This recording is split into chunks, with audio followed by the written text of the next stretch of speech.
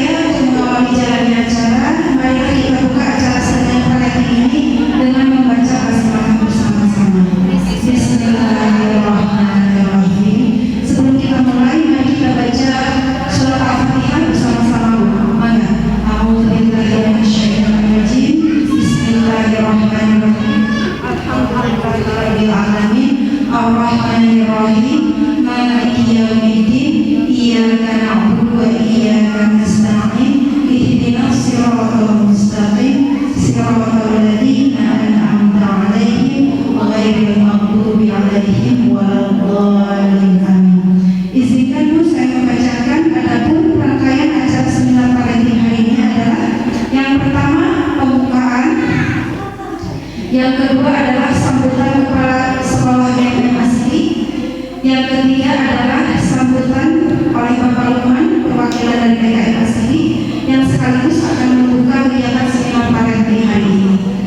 Yang kelima adalah pemaparan materi parenting yang akan diisi oleh Ibu Tata, sesi tanya jawab, penutupan dan doa, dan yang terakhir adalah sesi foto bersama. Untuk acara yang pertama pembukaan sudah, untuk yang kedua adalah sambutan dari Kepala Sekolah DKM Asri Bapak Khairil Arifin. Dipersilakan. Assalamualaikum warahmatullahi wabarakatuh. Bismillahirrahmanirrahim. Innal hamdalillah nahmaduhu wa nasta'inuhu wa nastaghfiruh wa na'udzu billahi min shururi anfusina wa min sayyiati a'malina may yahdihillahu fala mudilla lahu wa may yudlil fala hadiya lahu. Asyhadu an la ilaha illallah wa asyhadu anna Muhammadan abduhu wa rasuluh. Bismillahirrahmanirrahim. Allahumma shalli ala Muhammad wa ala ali Muhammad kama shallaita ala Ibrahim wa ala ali Ibrahim wa barik ala Muhammad wa ala ali Muhammad kama barakta ala Ibrahim wa ala ali Ibrahim fil alamin innaka Hamidum Majid. Bismillahirrahmanirrahim. Gimana kok kabarnya kok? Alhamdulillah. Luar biasa. Allah Akbar. Kalau di sebelah anaknya tuh semangat berjuang membebaskan Palestina. Ya, terus puji bagi Allah yang memberikan kita nikmat sehat walafiat, nikmat Islam, nikmat iman dan nikmat ihsan.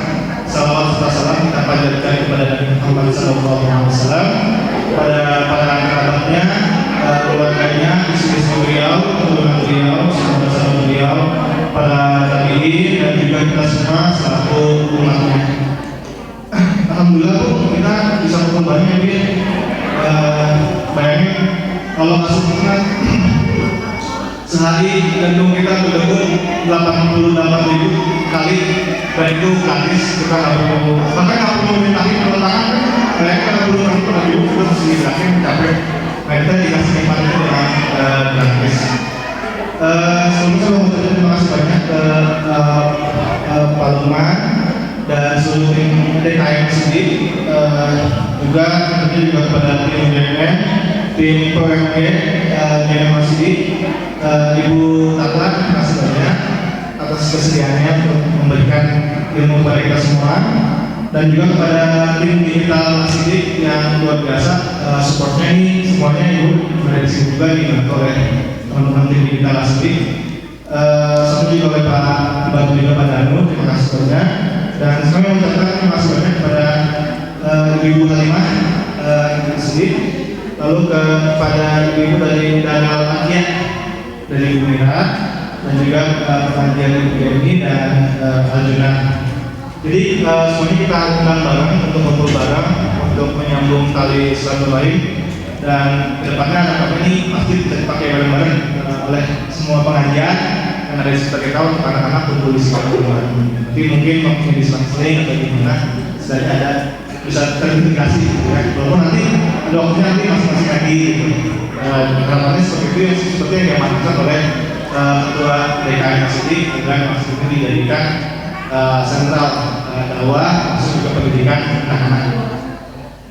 Selanjutnya adalah mungkin sedikit seperti kita tahu ya, bahwa ada kata Rasulullah itu ada 3 yang tidak putus ya kalau kita meninggal. Pertama adalah ilmu yang bermanfaat, yang kedua amal jariah, yang terakhir adalah anak soleh yang bermanfaat. Tapi ada manusia jadi kalau anaknya nggak soleh gimana? Ya harus soleh dulu gitu, untuk mendoakan kita.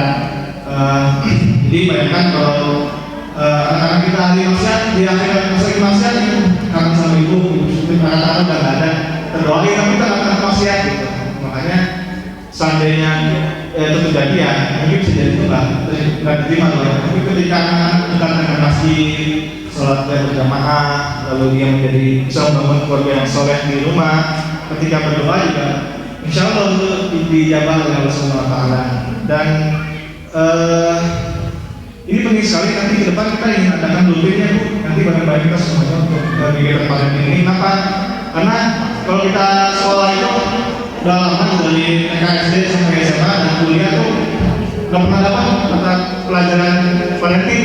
Jadi bisa dikatakan kita di saya itu ya untuk melayani industrianya, untuk jadi kerja, jadi guru, atau jadi teknokrat segala macam. Tapi untuk dijadikan sebagai orang tua tuh kita ada di titik itu gitu ya. Nah maka itu harapannya dengan ini kita bisa terfasilitasi gitu untuk belajar bareng gitu. Karena bisa jadi kita kalau kita jadi pejabat itu ada pensiunnya Bu. Tapi kalau jadi orang tua sampai meninggal gitu pertanggung jawabannya, bahkan apa yang kita amalkan di pekerjaan belum tentu berdampak ke akhirat ya. Tapi apa yang kita amalkan kepada anak dan anak mendoakan kita, anak menjadi soleh lalu mengajarkan ke anak-anaknya lagi, lalu menjadi pahala yang bisa mengalir kita. Makanya ini penting sekali untuk belajar parenting, karena ini dulu mungkin beda dengan kita gitu ya. Anak-anak hari ini sudah berhadapan dengan gadget ya. Saya dulu baru nikah sampai tahun 2020 itu nggak ada, sebelum corona ada TV di rumah dan anak-anak dijauhin dari handphone. Tapi pas ada corona, anak pegang handphone semua.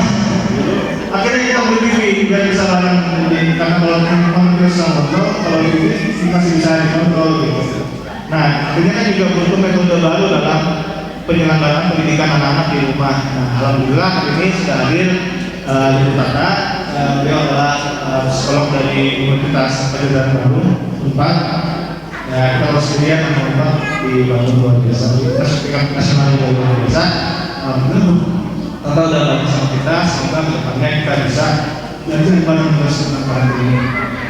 Mungkin ya, atau nomor semuanya ibu-ibu sudah bersedia untuk bantu sekarang. Jazakumullah khair. Semoga Allah membalas kebaikan itu semua. Terima kasih Pak Heru. Yang kedua adalah sambutan dari perwakilan DKM sini Bapak Lukman. Assalamualaikum warahmatullahi wabarakatuh. Waalaikumsalam warahmatullahi wabarakatuh. Alhamdulillahirabbil alamin. Wassalatu wassalamu ala sayyidil mursalin wa ala alihi wa sahbihi ajma'in.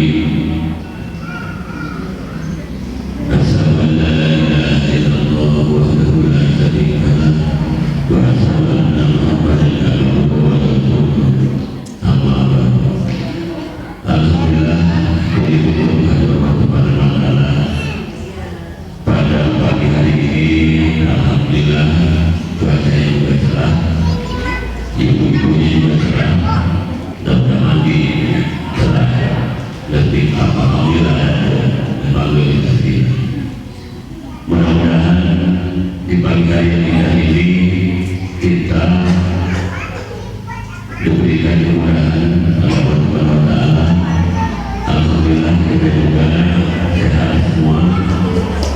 Mudah-mudahan membawa kebaikan dan keberkahan. Salawat dan salam kepada Nabi Muhammad sallallahu alaihi wasallam. Semoga kelak kita semuanya dipertemukan dan kita mendapatkan syafaat dari Nabi Muhammad sallallahu alaihi wasallam. Yang terhormat Bapak Kepala Sekolah, yang terhormat juga Ibu Vidya Nida, juga ibu semua. Saya tadi malam ditonton sama mereka, disuruh ngomong dengan ngomong asal pembukaan mereka dari pembukaan mereka dari mereka ngomong itu baik dan mereka ngomong apa yang terbuka pikir-pikir dari juga menyadar terbuka daya pembukaan. Alhamdulillah saya selaku pengurus Masjid Al-Hidi mendengar parenting teh ukur mah bukan teh parenting cek rumah ini tapi tidak lain urusannya ada sini baik atau dibuat single parent gitu itu hati teh dan ngerti tapi dibuat urusannya bunga beringat rupanya parenting itu bagaimana cara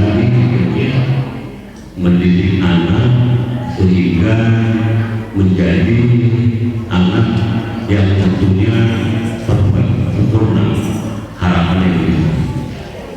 Tetapi mungkin nanti ibu sekolah lebih paham, tapi mau sekolah dan dan ternyata mendidik anak itu juga ada ilmunya, ada tata caranya. Tadi kamu pun maka ya pokoknya jemaah itu luka benar luka benar apa itu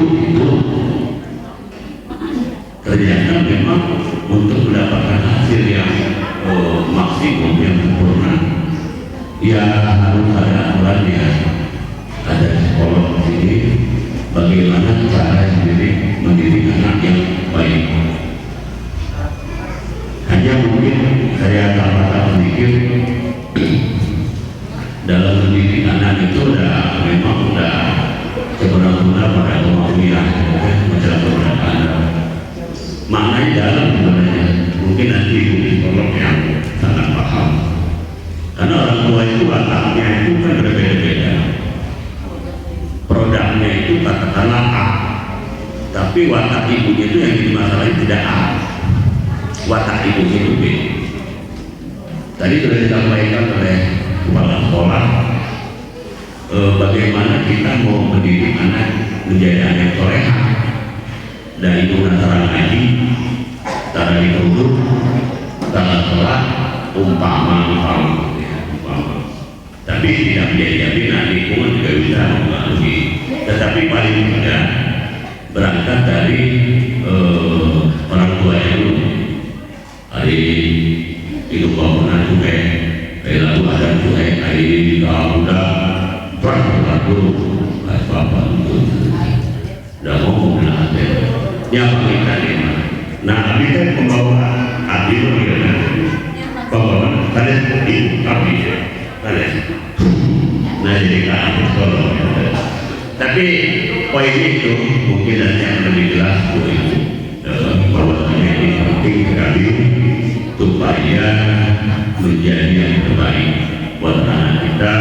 Mudah-mudahan saya bangga di sini itu alhamdulillah banyak sekali anak kita yang sekolahnya di pesantren hampir di tiap RT itu dengan jumlah yang lumayan signifikan itu sekolahnya di pesantren. Tentunya tujuannya tidak hanya pendidikan tapi mudah-mudahan memang terus dibina oleh orang tuanya. mungkin itu sedikit saja Pak. Mudah-mudahan ini membawa kebaikan bagi kita semua. Alhamdulillah Ibu Fidia ini saya pada tetangga orang dan lari hari pasukan selesai orang Ibu Fidia ayo ramah segala hari-harinya kamu tetangga hari pasukan berdua bulan-bulan akhirnya Ibu Fidia ayo ramah hari Fidia dapat selesai. Jadi mumpung beliau ada waktu, alhamdulillah. Jadi manfaatkan maksimal mungkin. Saya kira ini saja. Mungkin mari kita buka bersama-sama dengan membaca basmalah bersama-sama ya. Kita buka bersama-sama.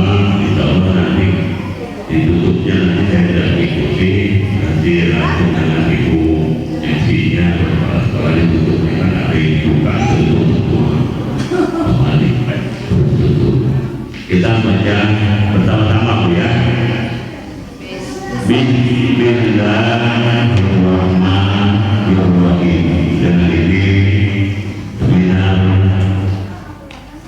parenting disiplin dengan cinta saya buka. Saya kira itu saja. Saya tutup dengan wassalamualaikum warahmatullahi wabarakatuh. Terima kasih kepada Pak Haji Lukman yang sudah membuka acara ini, yaitu membuka acara seminar parenting disiplin dengan cinta. Alhamdulillah Ibu, kita masuk ke acara selanjutnya yaitu pemaparan materi parenting. Sebelum masuk ke acara utama yaitu pemaparan materi, saya akan membacakan riwayat pendidikan menurut Ibu Fidia Anindita, pemberi materi kita hari ini. Ibu Fidia Anindita ini adalah beliau adalah dosen dan peneliti di Fakultas Psikologi Universitas Pajajaran. Ibu Anindita ini adalah minat penelitiannya adalah tentang perkembangan anak, keluarga, relasi orang tua dan anak. Kegiatan profesi psikologinya yaitu Asosiat Psikologi PIP 4, Supervisor Praktek Kerja Magister Profesi Psikologi 4, anggota HIMSI Ikatan Psikologi Klinis, Ikatan Psikologi Perkembangan Indonesia, dan beliau sudah tidak single Bu. Beliau sudah mempunyai 2 anak dan satu orang suaminya. Ibu Anindita ini biasa dipanggil dengan panggilan dan Tata. Beliau dipanggil oleh mahasiswanya dipanggil dengan Mbak Tata. Beliau adalah seorang dosen di Fakultas Psikologi Universitas Pajajaran sejak tahun 2015. Usianya boleh lebih muda dari kita Bu, tapi ilmunya yang luar biasa. Sebagai seorang ibu dari 2 anak, ia memiliki minat di area perkembangan anak, keluarga dan juga relasi orang tua anak, disalurkan pada berbagai penelitian yang pernah dilakukan. Sebagai psikologis klinis anak dan remaja, beliau berpraktek di PIP sebagai asosiat psikologi dan menjadi supervisor praktek kerja mahasiswa magister profesi.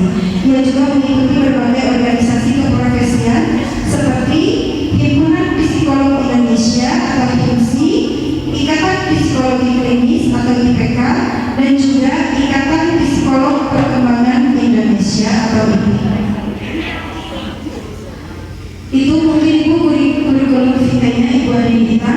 Yuk, sekarang Bu kita siapkan catatannya, kita simak ilmu pagi ini, yaitu seminar parenting disiplin dengan cinta. Maka kepada Ibu Anindita dipersilahkan. Bismillahirrahmanirrahim. Assalamualaikum warahmatullahi wabarakatuh.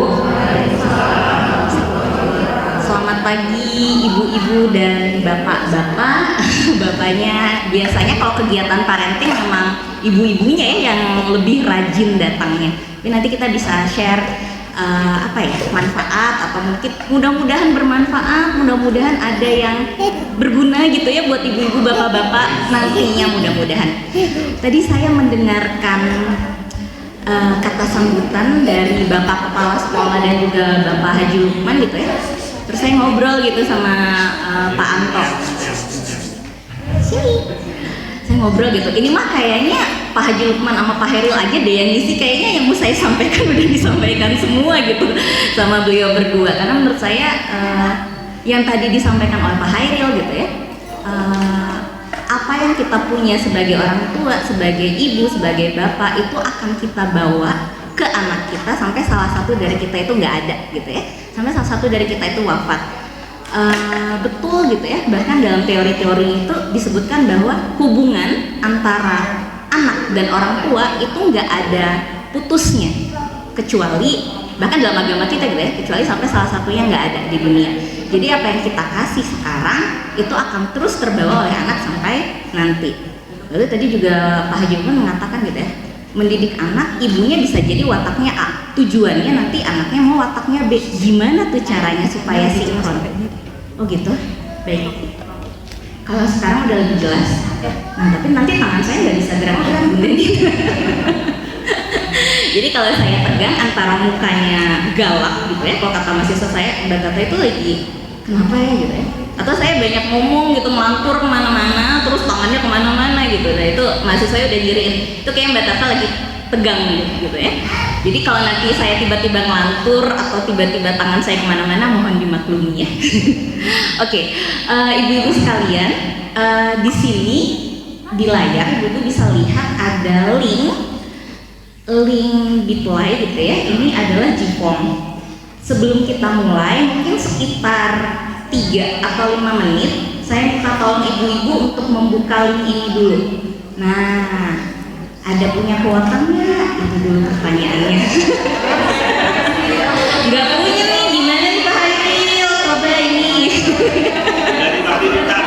Pakai wifi dulu ya, pakai wifi masjid. Ya, ada wifi masjid. Kalau nggak salah tadi Bunda Nina udah sharing passwordnya. Official. Oh nggak pakai official.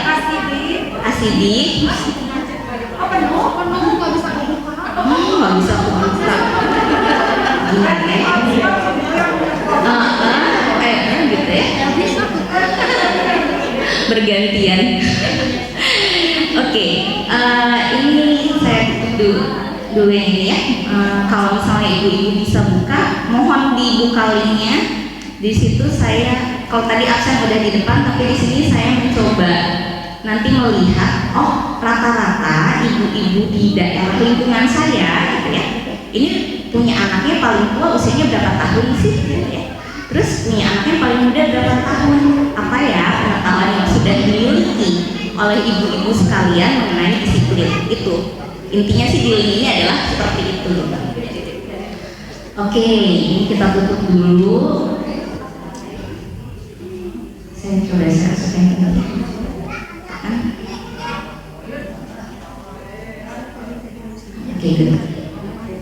Oke,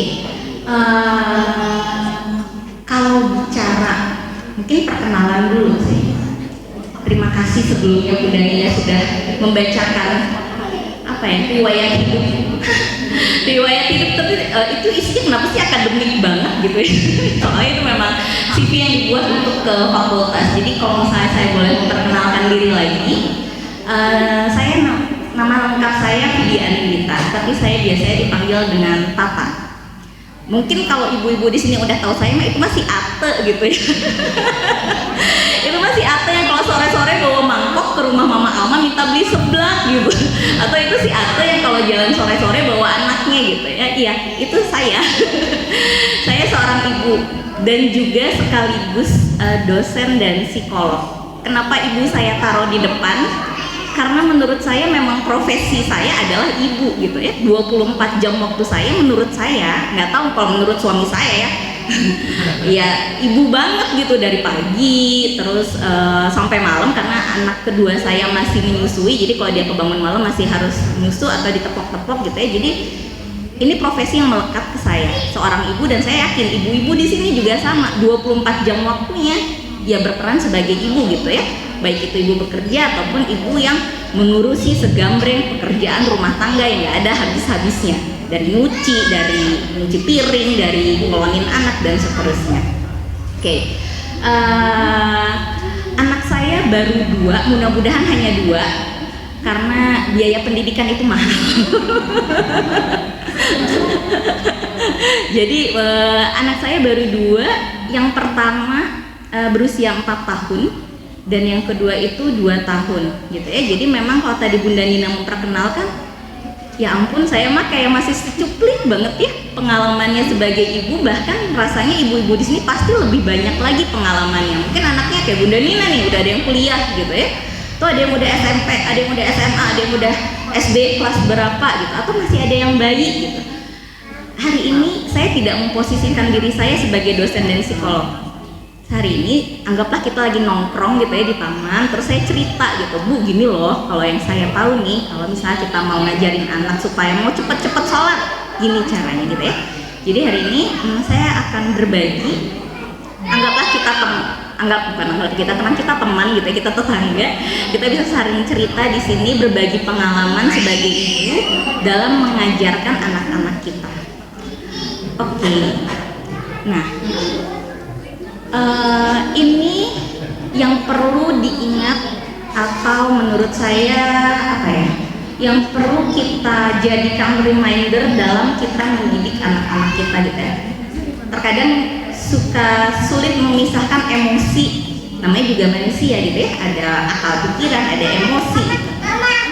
Sulit memisahkan akal pikiran kita. Mau ibu dulu yang pinjem ya? Oke, ibu dulu yang pinjem. Oke, jadi anggaplah kita sama-sama mau kemana ya? Ke pasar baru, mau belanja gitu ya. Udah lama nih nggak belanja.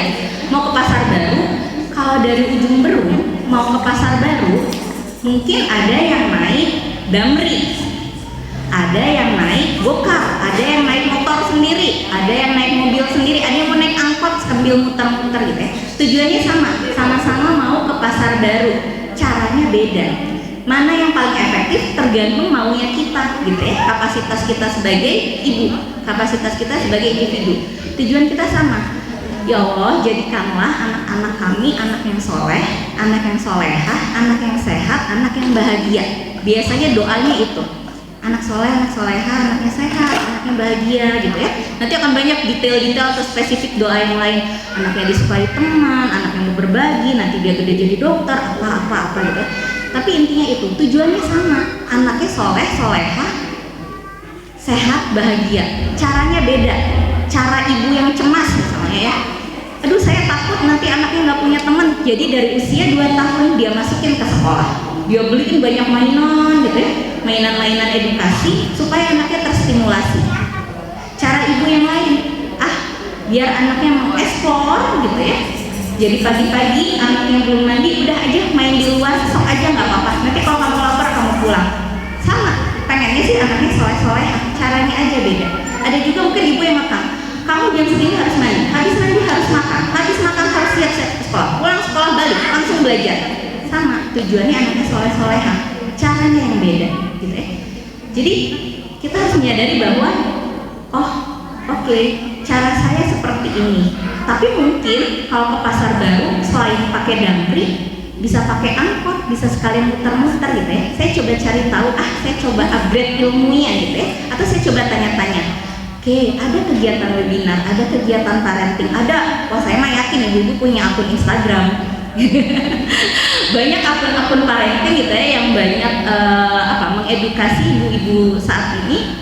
Seperti apa sih parenting untuk anak misalnya usia sekolah, anak usia prasekolah dan seterusnya gitu. Jadi yang perlu kita hayati bersama saat ini adalah oke, mungkin cara ibu A seperti itu, nggak apa-apa, itu caranya dia, sesuai kapasitasnya dia, sesuai apa yang dia miliki. Nah, yang reminder berikutnya adalah nggak ada yang namanya perfect parenting, nggak ada yang namanya parenting yang sempurna. Saya sama suami gitu ya, sama Mas Anto yang sekaligus fotografer kita hari ini harus di highlight. Itu kalau malam kadang suka cerita gitu, suka curhat mom gitu ya. Saya tuh kalau di rumah dipanggilnya mom gitu sama anak-anak sama suami. Mom tuh ngomongnya jangan gitulah ke anak-anak, kakak tuh nggak ngerti kalau ngomong kayak gitu. Wah abis itu cirambai gitu, gimana, aku mah kesel banget tadi papanya gini gitu. Saya tuh menyadari bahwa ada situasi-situasi di saat saya penuh gitu ya, penuh kepala pikiran, rumah berantakan ini itu, saya nggak hangat ke anak-anak saya yang tadinya bisa saya peluk, yang tadinya bisa saya jaga, yang tadinya saya enjoying main bareng-bareng, itu enggak gitu. Pengennya ayo cepet naik tempat tidur. Kenapa? Kalau mereka tidur saya bisa kayak me time gitu ya, recharge diri sendiri, entah itu nonton, entah itu makan gitu. Saya menyadari hal itu, makanya saya sebagai seorang dosen saya lumayan banyak baca buku gitu ya. Saya cukup tahu mungkin konsep-konsep pentingnya, konsep-konsep atau ilmu psikologi, tapi ketika diterapkan gitu ya, ada aja gitu ya Bunda ya. Ada aja rasanya emosi lah, ada yang rasanya nggak pas lah gitu ya. Tapi ini jadi penguat saya bahwa, dan saya yakin gitu, ibu-ibu di sini akan menghadapi challenge-challenge, tantangan-tantangan, hambatan-hambatan atau kendala-kendala yang mungkin beda-beda untuk tiap rumah gitu ya. Ada yang anaknya memang dari kecil temperamennya keras gitu ya, ada yang anaknya lembut tapi jadinya lambat, ada yang anaknya macem-macem lah. Cara kitanya beda-beda sesuai dengan siapa yang kita hadapi.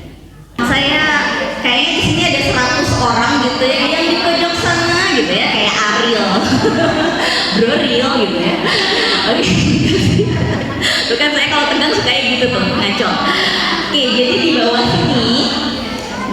sini ini ada sekitar 22 orang ibu-ibu yang sudah mengisi gimana ya perasaan saya saat ini saat mau mengikuti seminar parenting.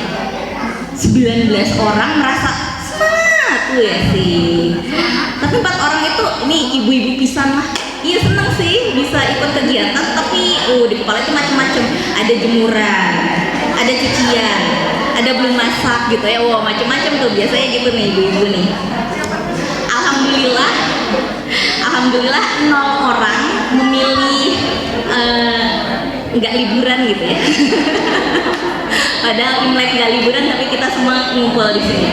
Nggak apa-apa, kita masuk ke yang pertanyaan berikutnya. Oke, nah ini ada pertanyaan kedua. Silakan ibu-ibu lihat di HP-nya masing-masing.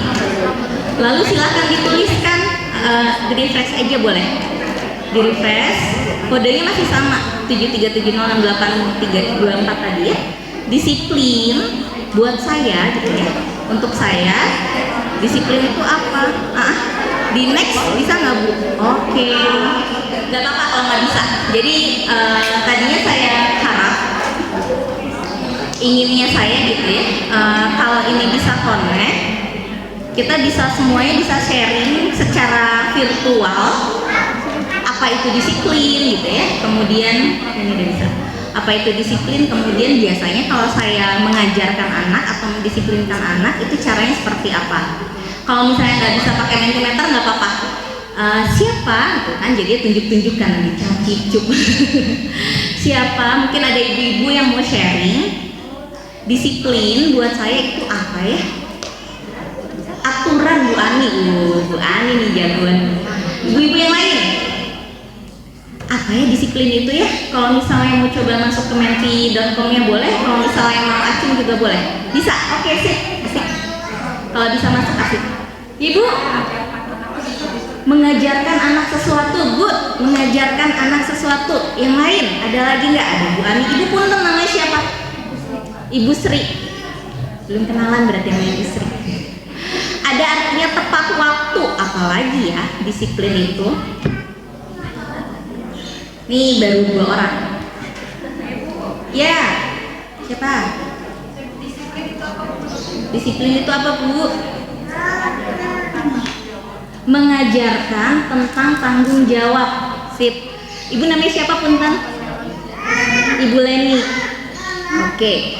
Ada yang Bu Ani, aturan. Kemudian mengajarkan tentang sesuatu, mengajarkan tentang tanggung jawab, tepat waktu dan teratur. Oke. Kita coba yang masuk ke yang berikutnya.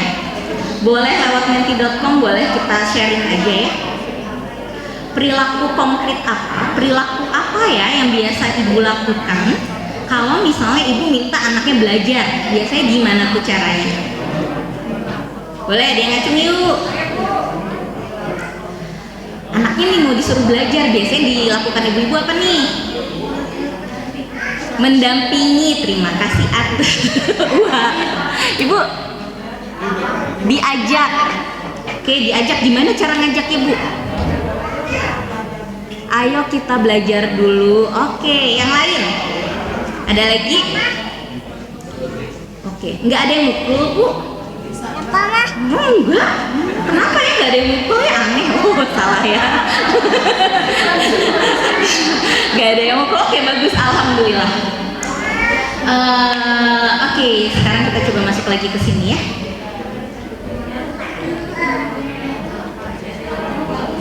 Oh ini dari awal lagi.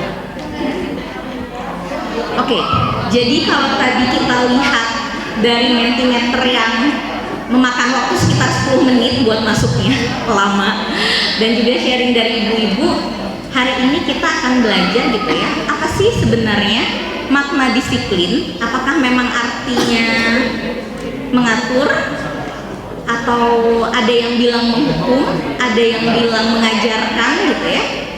Lalu kalau kita mau mendisiplinkan atau mengajarkan sesuatu kepada anak, gimana caranya? Tentu kita harus tahu dulu ya, siapa sih anak kita atau subjek seseorang yang ada di depan kita. Subjek disiplin kita sekaligus subjek yang kita cintai gitu ya, subjek yang kita sayang. Lalu kita juga akan melihat apa sih kaitannya antara disiplin dan cinta dengan ASI, dengan kasih sayang, dengan afeksi, dan yang terakhir gimana caranya kita akan belajar tipsnya, mencoba mengajak anak, meminta anak melakukan sesuatu, tapi kita tetap menunjukkan kalau kita tuh sayang gitu ya, kalau kita tuh cinta sama anak kita. Oke, kita melihat yang pertama dulu, makna disiplin. Kalau melihat makna disiplin, artinya ada tujuan, dan terkadang kita sebagai orang tua suka lupa kalau disiplin itu makna sebenarnya adalah mengajarkan, bukan menghukum, bukan memberikan time out gitu ya. Kamu nggak beresin mainanmu, kamu ke ruang baca gitu ya. Mainannya harus diberesin. Kalau kamu nggak beresin, kamu ke ruang baca. Time out, 3 menit di ruang baca misalnya gitu ya.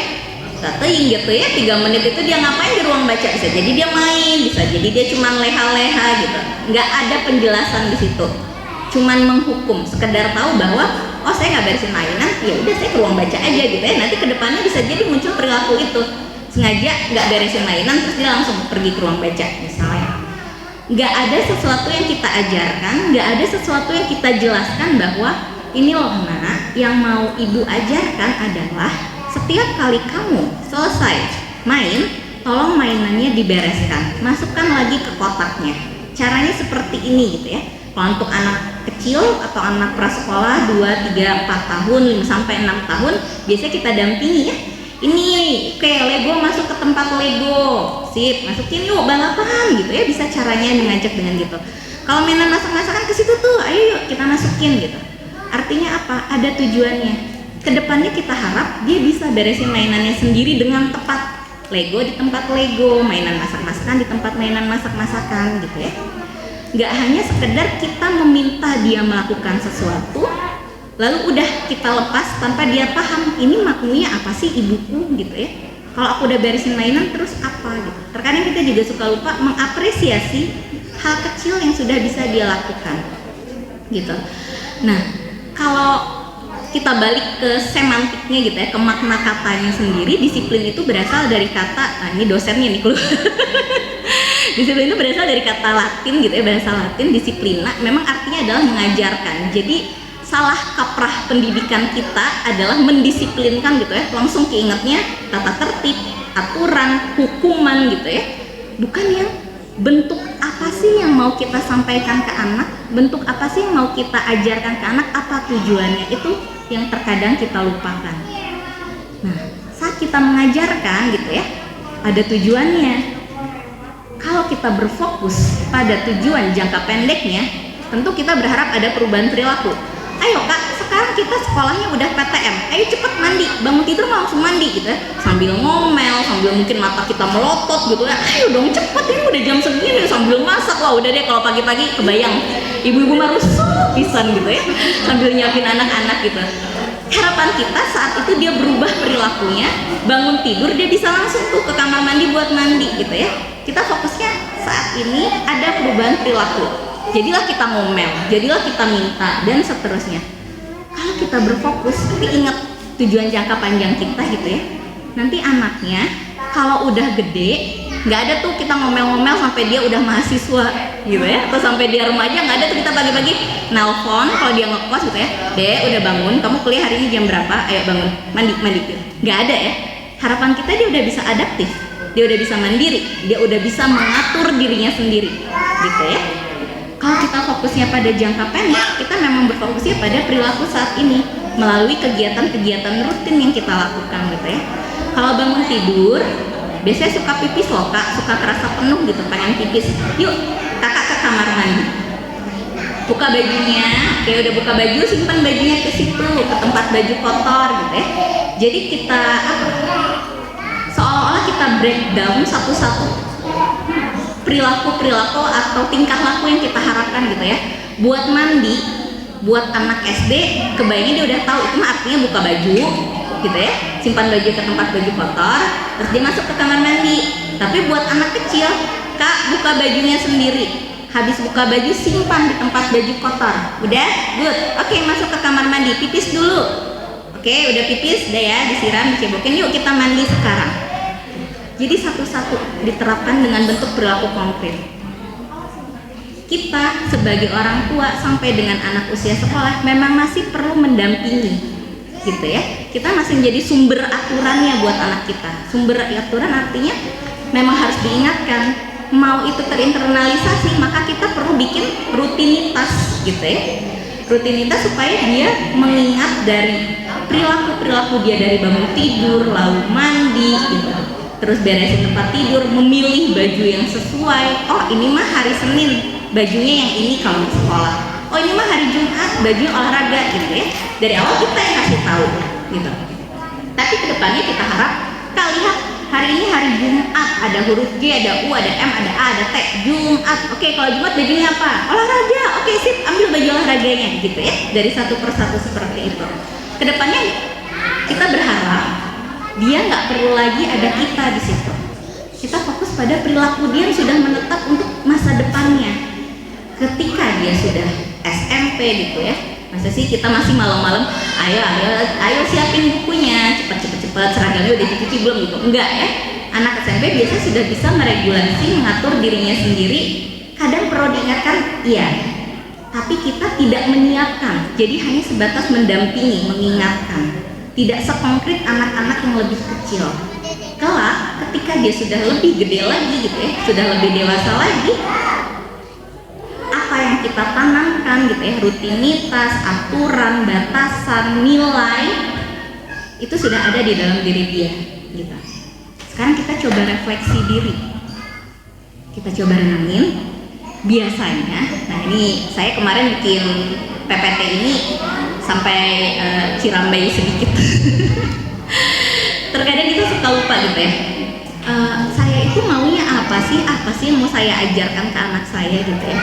Kok kayaknya hidup saya sebagai ibu itu gitu-gitu aja gitu. Banyak ngomel ya, rumah berantakan ngomel, makanan gak dimakan ngomel, makanan tumpah ngomel gitu ya. Saya itu mau ngajarin apa sih ke anak saya kalau saya cuma ngomel gitu. Kalau nanti yang mereka ingat saya ibu yang ngomel aja, gimana ya ke depannya? Coba deh ibu-ibu ingat ya, guru SMA misalnya, yang paling ibu-ibu ingat itu guru SMA yang seperti apa? Yang galak ya? Mau nggak ketemu lagi sama guru SMA ya? Mau nggak dimarah-marahin lagi sama guru SMA ya? Atau guru SMA yang baik sampai kita pengen silaturahmi lagi ke rumahnya? Nah kita mau jadi ibu yang mana gitu? Kalau nanti anaknya udah nikah, saya mah kalau ngobrol sama Mas Anto, nanti kalau kakak nikah gimana? Anaknya baru 4 tahun udah mikir gitu. Kalau nanti dia udah nggak ada sama kita gitu ya, kalau nanti dia udah nggak satu rumah sama kita, dia kangen nggak ya sama kita? Kangen diomelin, kangen dimarah-marahin, atau kangen dengan ibunya yang sayang sama dia gitu? Ibu yang hangat, ibu yang ngertiin dia, ibu yang mau bantu dia beresin mainan bareng-bareng, kalau ngajak makan sambil ditatap matanya, sambil ditemenin, walaupun kita sambil sibuk ngerjain apa-apa, tapi kita masih terkoneksi dengan dia, gitu ya. Jadi gimana caranya supaya saya tuh jadi ibu yang bukan seperti guru SMA yang saya nggak mau lagi ketemu terus disuruh lari keliling lapangan gitu, seperti itu. Artinya ketika kita mau kenal gitu ya, tahu dulu nih anak saya ada 2, si kakak yang perempuan sama si dede yang laki-laki. Saya merasa cara yang saya ajarkan itu sama, tapi produknya gitu ya. Aduh, kalau sama kakak caranya A dia bisa, kalau sama si dede caranya A, nggak boro-boro gitu ya. Maka saya perlu tahu siapa sih anak-anak saya ini gitu ya. Oke, kalau kita mau kenal subjek disiplin kita perlu ingat dulu kenapa sih kita perlu kenal dengan anak kita. Karena di dalam lingkungannya gitu ya, dia itu seolah-olah kertas kosong. Kertas kosong artinya lingkungan yang nanti akan membantu dia mengisi kertasnya itu. Oke, dia punya potensi, punya. Semua anak terlahir dengan potensinya masing-masing. Dia punya otak, punya. Otaknya udah berkembang, otaknya lengkap. Ada bagian otak atas, ada bagian otak bawah. Organ-organ dalam tubuhnya dia bisa tumbuh, tambah tinggi dan seterusnya. Gitu. Tapi dia perlu tahu kalau dia itu berada dalam lingkungan, dia nggak lepas dari lingkungannya. Dia perlu tahu gimana sih dunia itu bekerja, dunia itu berputar gitu ya. Saat dia berada di dunia, di rumah ada aturan, di sekolah ada aturan gitu. Aturan yang ada di rumah bisa jadi sama dengan di sekolah. Kalau main sama adik, anak yang tidak. Kalau kita bantu anak kita dengan menetapkan aturan, dengan menerapkan batasan pada lingkungan-lingkungan kita akan membangun atau kita akan menginternalisasi nilai-nilai itu dalam diri dia. Kalau nanti anaknya udah di sekolah, anak TK mah biasa masih didampingi ya, masih boleh nunggu di luar tapi nggak boleh nemenin di sebelahnya dia gitu ya. Tapi dia tahu, oh kalau main itu mah harus gantian, tidak boleh merebut mainan temennya. Kalau naik perosotan tidak dorong gitu ya, tidak dorong, orang mah antri gitu. Kenapa? Karena kita sebagai orang tua, lingkungan terdekatnya yang udah ngasih tahu aturan-aturan dan batasannya. Oke, ini mudah-mudahan cukup jelas. Kalau enggak saya akan coba, saya suka lupa ini. Nah, anak itu ini saya mengutip bagian dari seorang ahli perkembangan juga gitu ya. Katakanlah anak itu di sini, di lingkungan yang paling kecil dulu. Sebagai seorang individu, dia akan berbeda karakteristiknya dari jenis kelaminnya, dari usianya, dari segi kesehatannya dia.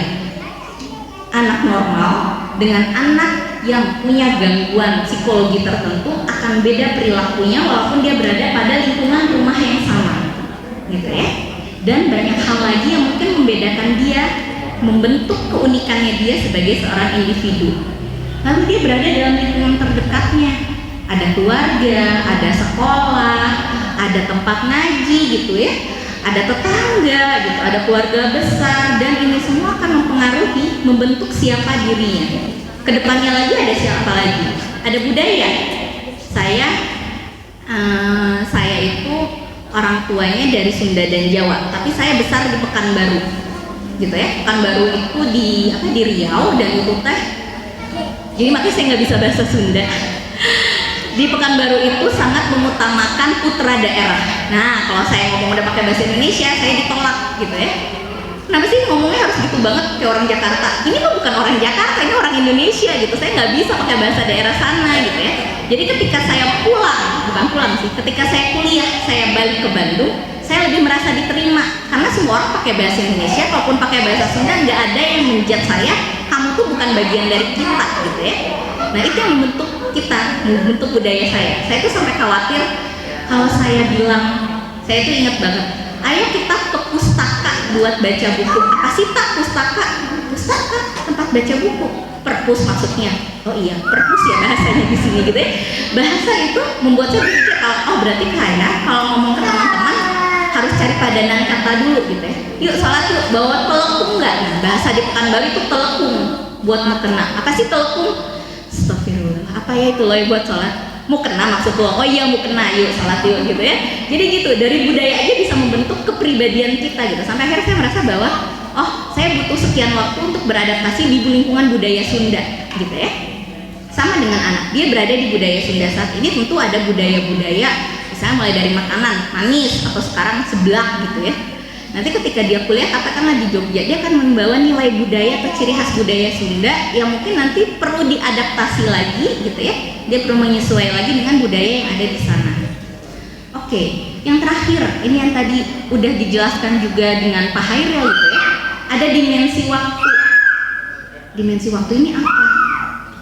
Artinya, kalau kita menerapkan gaya pengasuhan yang dulu diterapkan oleh orang tua kita gitu ya, nggak cocok untuk zaman sekarang gitu ya. Anak sekarang sebelum pandemi mungkin kita kasih batasan, jangan main gadget, mainnya di luar gitu ya. Jangan main HP. Pas pandemi udah belajar aja pakai gadget gitu ya, gimana mau bilang jangan pakai gadget gitu. Kita yang menyesuaikan, karena ini zaman berubah, waktu berlalu gitu ya, menyesuaikan. Kita sebagai orang tua juga perlu menyesuaikan dengan kebutuhan anak saat itu. Saya tuh pernah nemu kutipan, tapi saya nggak tahu kalau dari tulisannya dari Ali bin Abi Thalib, tapi ada juga yang bilang cuma bukan dari Ali bin Abi Thalib. Didiklah anakmu sesuai zamannya, gitu ya. Dan itu menurut saya tepat gitu. Itu menggambarkan hal-hal yang digambarkan di bagian ini. Kita nggak boleh lupa, anak kita karakteristiknya beda dengan kita zaman dulu. Anak generasi alfa yang lahir tahun 2000-an ke atas ini beda dengan anak-anak tahun 90-an gitu ya. Cara yang kita terapkan beda. Mereka mah gak bisa gitu ya, kita kasih tahu ini itu terus-terusan aja gitu. Mereka bisa cari tahu sendiri dan mereka pegang gadget, tinggal googling gitu ya. Makanya kita